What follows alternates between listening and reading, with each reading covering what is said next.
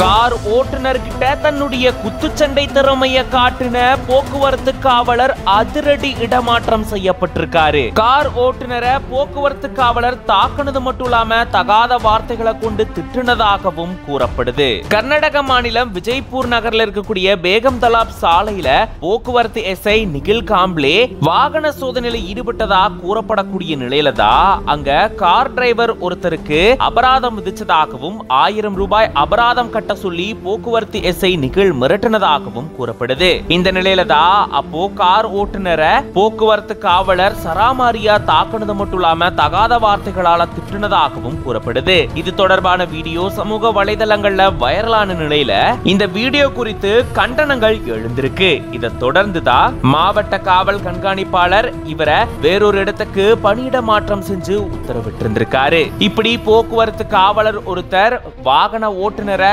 தாக்கி தகாத வார்த்தைகளை கொண்டு பேசக்கூடிய இந்த வீடியோ சமூக வலைதளங்கள்ல வெளியாகி வைரலாகி பெரும் சர்ச்சையை ஏற்படுத்தி இருக்கு.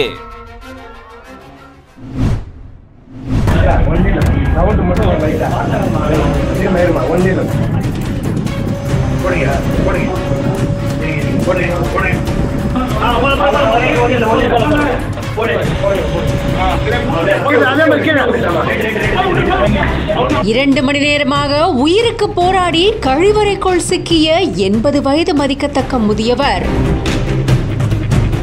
புதிய யுத்தியை பயன்படுத்தி முதியவரை எந்தவிதமான காயங்களும் இல்லாமல் பத்திரமாக மீட்ட மீட்பு குழுவினர்.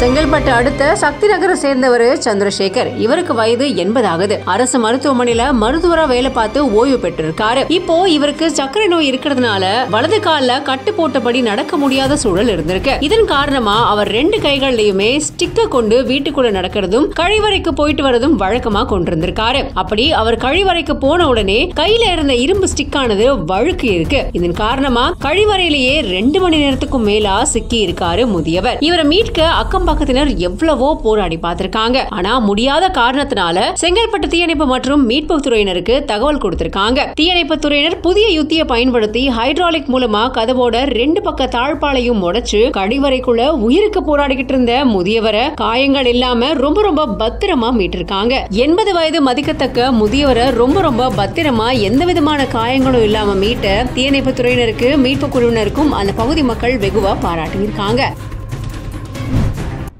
இந்த உலகம் ஜெயிச்சிருவேன்னு சொன்னா கேட்காது, ஆனா ஜெயிச்சவன் சொன்னா கேட்கும்.